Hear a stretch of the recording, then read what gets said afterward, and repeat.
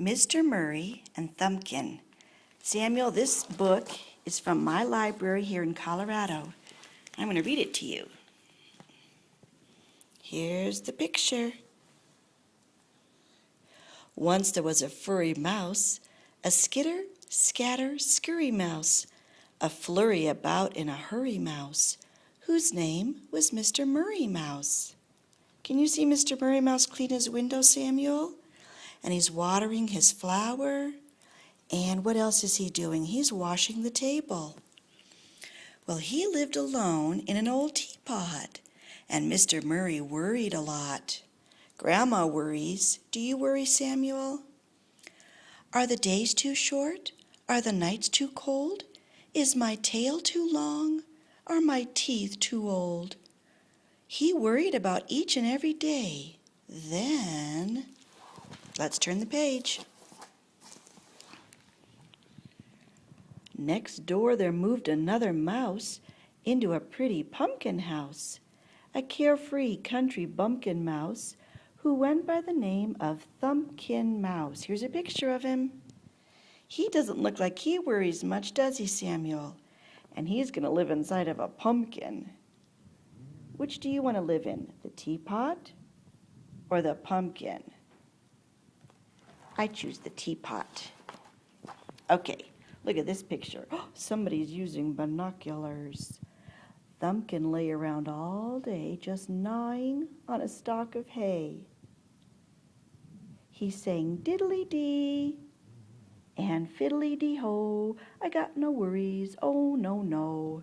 And so, see, Mr. Thumbkin is spying on, no, Mr. Murry, sorry about that, that's Mr. Murry. Mr. Murry is spying on Mr. Thumbkin.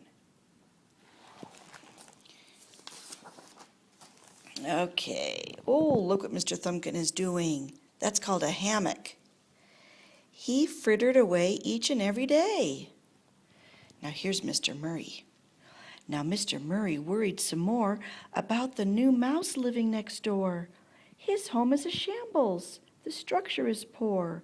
Why, I've never seen such confusion before. Then Mr. Murry, the neighborly sort, took over a tasty raspberry tort. Samuel, a raspberry tort is like a raspberry pie.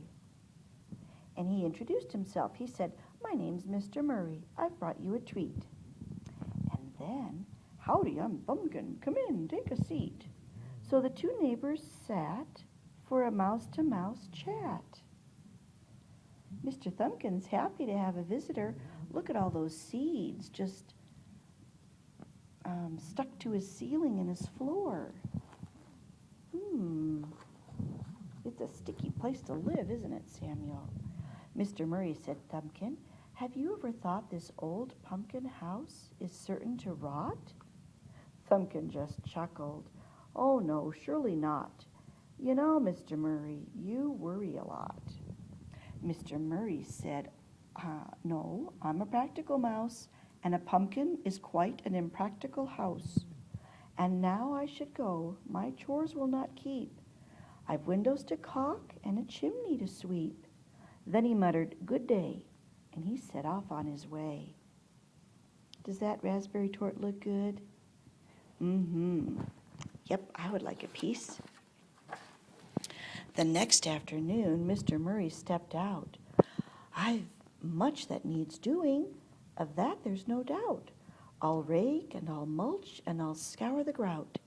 And then he saw Thumbkin just lounging about. He lay in his yard and admired his weeds. He munched and he crunched upon fat pumpkin seeds. Mr. Murry, sit down. It's a fine autumn day. Mr. Murry said, oh, but there's snow on the way. A sensible mouse would move out of that house. What's Mr. Murry doing, Samuel? Is that a rake? He made a rake out of a stick and a comb. Well, that's being pretty clever, don't you think? Thumbkin just laughed. You sure frettin' such. If I stubbed my toe, you'd offer a crutch. So what if my rooftop is sagging a touch? You know, Mr. Murry, you worry too much. While you fuss and fume, I'm going to bake. I hanker to whip up a sweet pumpkin cake. Mr. Murry looked troubled. I have to advise that serving your house for dessert is unwise. What's Thumbkin doing, Samuel? He's cutting a piece out of his wall. He grumbled as Thumbkin sliced into his pumpkin. Uh-oh, what's going to happen, Samuel? What do you think will happen if you cut into the pumpkin? After 3 weeks, in blew the first snow. Mr. Murry cried, Thumbkin, your roof looks so low. I just love, said Thumbkin, a good storm, you know. Relax, Mr. Murry, you do worry so. Samuel, do you know what's going to happen to the pumpkin house if the roof starts to sag? Mr. Thumbkin just plays all day. He doesn't want to do any work. Mr. Murry is trying to help him to see that his house is not safe. But Thumbkin's poor house continued to sag, and still Mr. Murry continued to nag. Perhaps we could save it. We'll shore up the side. We'll shingle the roof. Do something, he cried. Oh, look at, he made a snow mouse.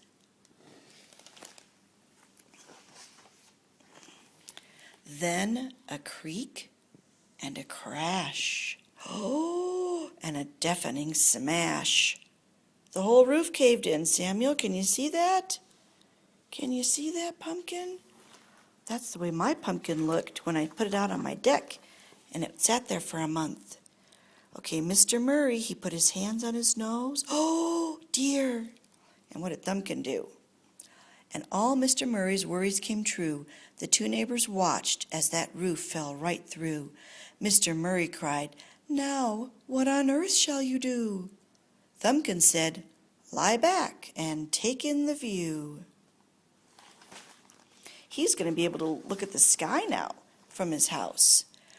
I've always been keen on a breath of fresh air. The breeze is refreshing and it ruffles my hair. I've got half a house, I ain't needin' more. Mr. Murry said, Yes, but what's left is all floor. Ah, Mr. Murry, said Thumbkin, don't worry. That night, all alone in his cozy teapot, poor Mr. Murry, he worried a lot. He wrinkled his brow and paced while he thought, Will Thumbkin freeze solid? Oh, how could he not? Out in that snow, he'll chill through and through. Hold on a minute, I know what I'll do. So he bundled up warmly and scurried next door. My teapot, dear Thumbkin, has room for one more. Well, Samuel, he's inviting his neighbor to come into the teapot. Well, that's awfully nice. Thumbkin said, Really? It is a mite chilly. Thumbkin doesn't look so happy anymore, and he's not playing, is he, Samuel? So the two friends settled in for the night. They made up their beds and snuggled down tight. Mr. Murry said, Thumbkin, I'm worried all right. I've food just for one. What a horrible plight. What do you think Mr. Thumbkin's going to say? Ah, Mr. Murry, said Thumbkin, don't fear. We've got half my pumpkin. We'll eat it all year. Maybe they could make pumpkin soup or pumpkin pie, Samuel. And so Mr. Murry, who worried too much, and Thumbkin, who worried too little, lived out their days in a cozy teapot and met somewhere right in the middle.